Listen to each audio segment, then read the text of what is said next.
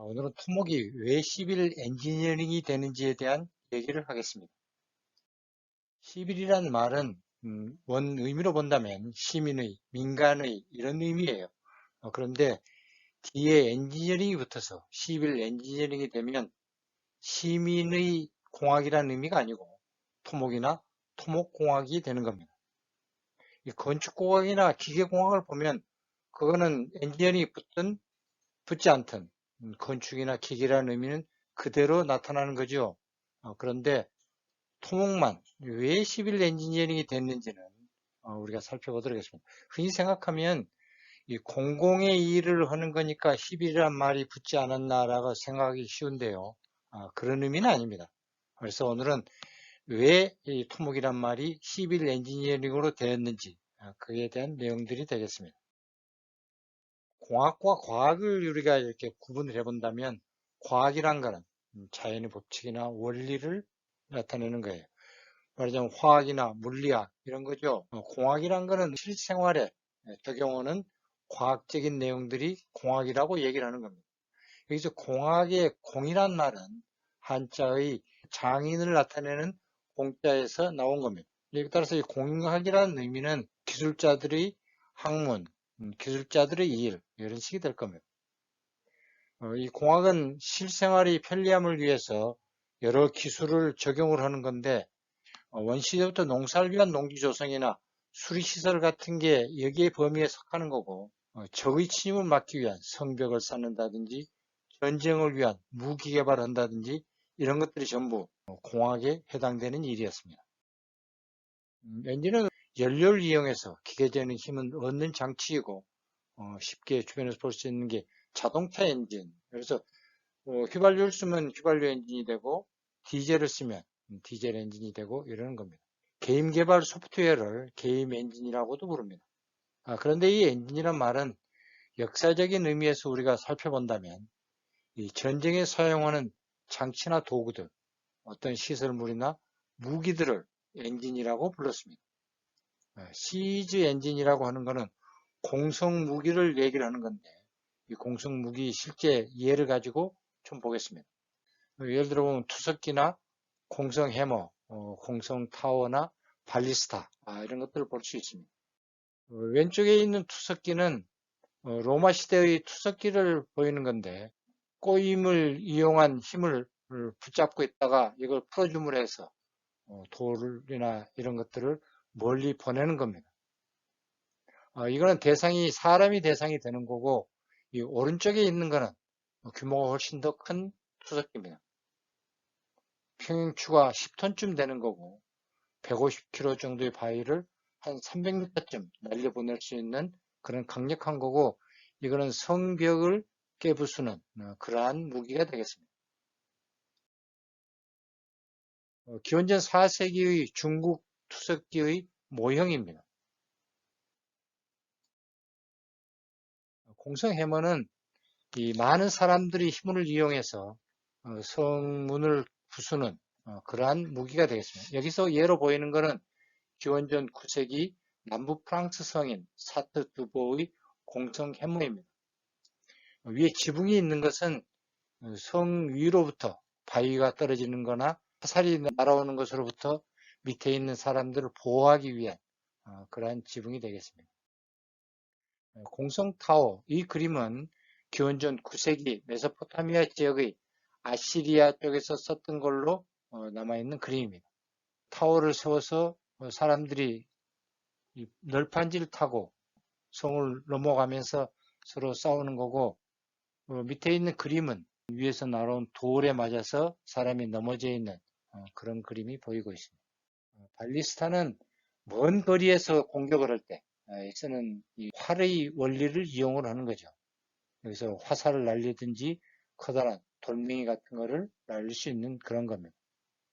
오른쪽 그림은 왕좌의 게임 그 드라마에 나오는 그런 장면인데 용을 맞추기 위해서 개발한 이러한 발리스타가 되겠습니다.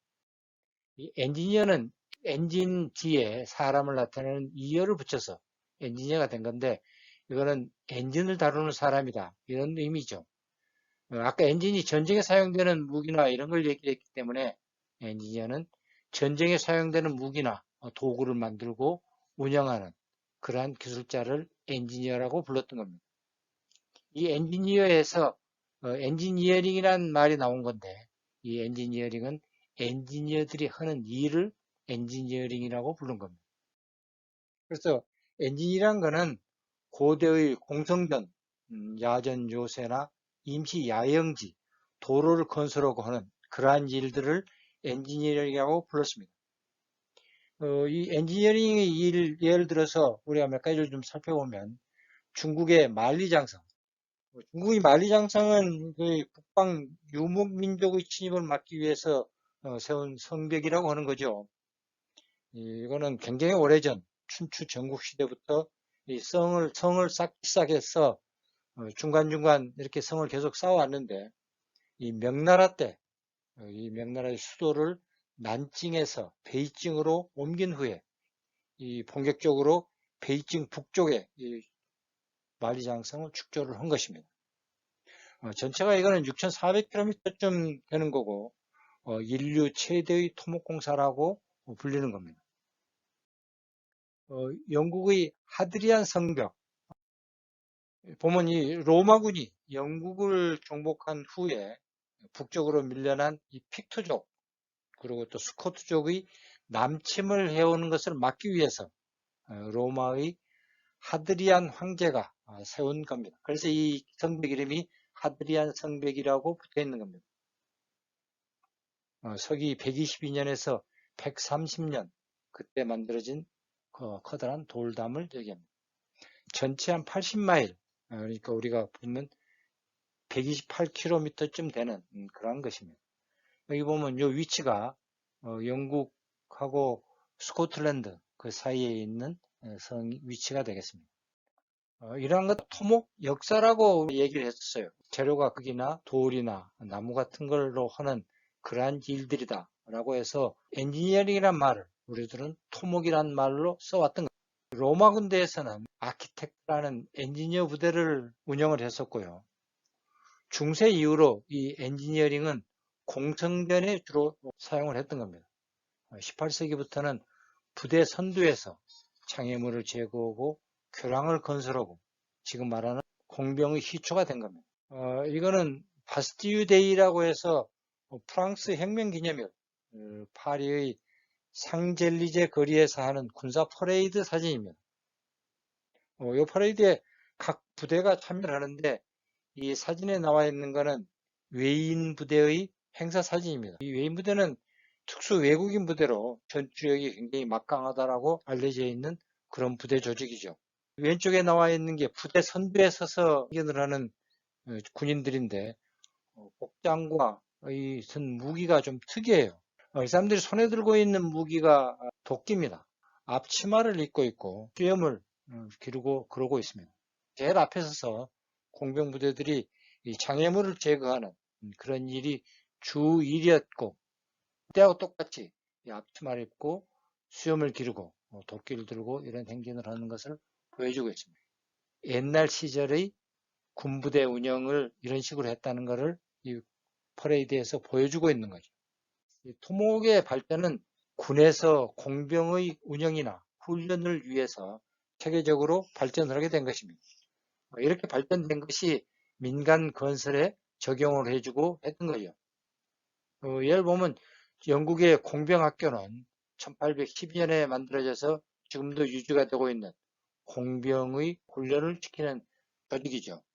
미국에도 미육군 공병단, 이거는 1802년에 세워져서 아직까지 유지가 되고 있는 공병대입니다. 이러한 그 군에서의 공병들이 토목의 발전에 앞장섰던 것입니다. 파나마 운하에 대한 얘기입니다.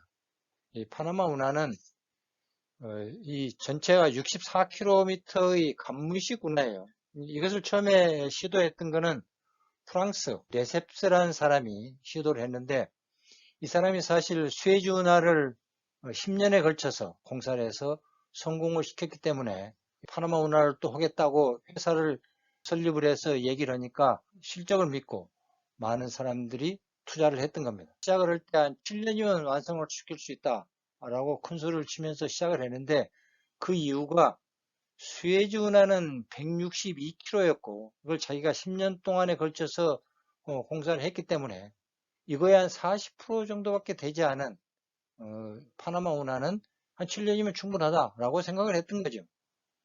그런데 이 파나마 운하는 수에즈 운하하고는 여러 가지 면에서 굉장히 많이 틀렸습니다. 기후도 여기는 뭐 4개월 정도밖에 건기가 없어서 실제로 제대로 이룰 수 있는 기간이 1년에 4개월 정도밖에 되지 않는다라는 거고, 지형적으로도 운하와 바다의 수위차가 굉장히 심했기 때문에 가무식으로 할 수밖에 없는 상황이었고, 여러 가지 지형적 조건이 틀렸던 거죠. 뭐 독충, 독거미, 독사, 그것보다도 모기에 의해서 황열병이나 이런 걸 많은 사람들이 희생이 됐던 겁니다.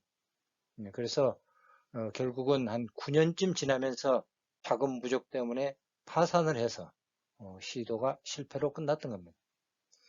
이 시도가 실패가 돼서 미국이 한참 지난 다음에 이 현장을 4천만 불에 인수를 했습니다. 현장을 인수를 하고 나서 이거는 국가적인 사업이었어요. 국회의 승인을 받아서 이 현장을 인수를 했던 거고, 프로젝트 책임자, 전체 프로젝트 책임자를 대통령이 직접 임명을 하는 국가 프로젝트였어요. 미국 정부에서 위원회를 파견을 해서 그 위원회가 전체 현장을 감독하는 상위 기관 역할을 했던 거죠. 그런데 처음 부임했던 민간인 책임자 2명이 현실적으로 사임을 했어요. 여러 가지 그 ICC 감독위원회하고 문제도 있었고 여러 가지 문제 때문에 그래 됐던 거고, 결국은 미국의 루스벨트 대통령이 민간인 책임자 하에서는 너무 힘들 것 같기 때문에 미 육군 공병단 현역 장교를 현장 책임자로 부임을 시켰습니다. 이 사람이 괴탈지라는 소령으로 부임을 했는데, 이 사람이 와서 일을 굉장히 잘했고 잘 일을 했기 때문에 초고속 승진을 해서 일이 끝날 때쯤은 소장이 됐습니다. 5억 미불 정도가 투입이 돼서 이게 완성이 됐는데, 그때의 5억 미불이 요 근래의 가격으로 본다면 135억 불쯤에 해당이 되는 가치라고 합니다. 더군다나 이 괴탈지라는 사람이 운영을 잘해서 2년 단축을 시켰던 거예요. 사실 이 책임자만 현역 공병단 장교로 보냈던 거라서 미 공병단이 와서 직접 공사를 했던 것은 아니에요. 그렇지만 최고의 책임자가, 더군다나 대통령이 막강한 권한을 주면서 책임자를 임명을 했기 때문에 키 멤버를 공병 장교로 구성을 했던 거죠. 그래서 실제로는 미 공병단이 이 공사를 했다고 볼 수 있습니다. 이 개탈지는 이걸 성공적으로 마치고 파나마 지역에 초대 총독을 했습니다. 미국이 1차 대전에 참여를 하게 되면서 다시 군에 복귀를 해서 병참 책임자로서 다시 군 복무를 했었습니다. 나중에 제대하고 나서도 많은 업적을 남긴 그러한 사람입니다. 이때는 군이 이 토목 발전을 주도를 했다라고 볼 수 있는 거죠. 민간에서의 토목은 이 석공이나 목수 이런 그 기술자들을 중심으로 토목 기술자가 만들어졌는데, 몇 가지 예를 들어 본다면 영국 운하건설 최고의 기술자라고 부르는 제임스 브린들리는 방앗간의 직공 출신이었습니다. 방앗간이라는 게 옛날에는 이 물레방아 돌려서 운영을 했던 그런 거니까 요즘으로 본다면 기계 직공쯤 해당이 되겠죠. 런던교를 설계했던 존 레니도 이 방앗간의 조수 출신이었습니다. 영국의 도로건설 전문가인 토마스 텔포드도 원래의 석공에서 토목기술자로 된 사람입니다. 체계적으로, 학문적으로 제일 처음 시작한 게 프랑스에서 시작을 했는데 1747년 프랑스에 국립교량 및 고속도로 학교가 설립이 되어서 거기서 많은 엔지니어링 관련 서적들이 나왔어요. 그래서 영국이나 이런 다른 나라에서 이런 프랑스 서적을 읽기 위해서 프랑스어를 공부를 많이 했다고들 합니다. 시빌 엔지니어라는 용어는 존 스미턴이라는 사람이 사용을 하기 시작한 겁니다. 이 사람은 영국의 토목 기술자였는데 자기가 스스로 내가 시빌 엔지니어다 라고 얘기를 했어요. 이 시빌 엔지니어라고 이 사람이 불렀던 이유는 군인이 아니다라는 의미로 쓴 겁니다. 밀리터리에서 엔지니어가 아니고 민간으로서 민간인인 토목기술자다라는 의미로 시빌 엔지니어다라고 얘기를 한 거죠. 그때까지만 해도 주 토목 일을 하는 게 군인이었기 때문에 나는 군인이 아니면서 토목기술자다라는 걸 강조하기 위해서 시빌이라는 이름을 붙였던 겁니다. 이 사람은 업적이 굉장히 많아서 Father of Civil Engineering이라고도 불립니다. 교량, 운하, 항만 등 여러 가지 분야에서 많은 업적을 남겼고 특히 에디스톤 등대를 설계를 했습니다. 이 에디스톤 등대는 굉장히 험한 지역에 기후가 좋지 않은 그런 지역에 세워진 거라서 처음 세워진 등대가 높은 파도에 휩쓸려서 무너져 버렸고 두 번째 등대도 불에 타서 무너진 거죠. 그래서 세 번째는 이 사람이 설계에 의해서 거의 지금까지 일부만 수정이 돼서 남아 있습니다. 이 에드스톤 등대는 자괄과 벽돌가루에 수경성 석회를 섞어서 사용을 했던 겁니다. 이 수경성 석회가 지금의 우리가 일반적으로 쓰고 있는 포틀랜드 시멘트의 원조가 되는 거죠. 원리를 알아서 한 게 아니고 여러 가지 재료를 사용을 해보는 과정에서 이것을 발명을 하게 된 겁니다. 이 사람이 처음에 쓴 말 때문에 토목이 시빌 엔지니어링이라고 불리게 된 거죠. 오늘 얘기한 걸 종합적으로 이렇게 본다면 토목은 우리가 고대부터 일반적으로 건설 공학에 대한 용어로 사용을 했던 거고 영어로서는 이런 의미로 엔지니어링이라는 말을 써왔던 겁니다. 그런데 이 시빌 엔지니어링은 밀리터리 엔지니어링과 대비되는 말로서 사용되기 시작했지만 이게 점차 시빌 엔지니어링이 민간인 대상이었다라는 것이 지금은 토목공학을 지칭하는 걸로 남게 된 겁니다. 왜 그러냐면 초기 단계에는 엔지니어링이라는 일들이 거의 다 토목일이었어요. 그러다가 이 전문화된 각 분야가 독립이 되면서 뭐 건축, 전기, 기계, 전자 이런 식으로 독립이 되면서 남는 게 토목으로 계속 남아 있었던 거죠. 그래서 시빌 엔지니어링이 이름 그대로 남아 있었기 때문에 토목으로 남은 겁니다.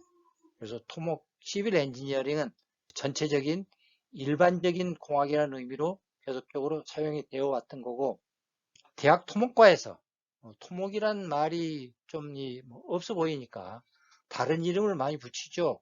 뭐 건설, 환경, 지구, 도시, 시스템 이런 말들을 몇 개씩 섞어서도 부르고 하는데 어떤 이름이 됐든 이 대학 토목과에서 하는 공부는 국가의 기반시설이나 공공시설이 추가되는 건설에 필요한 학문을 공부하는 그런 과목입니다.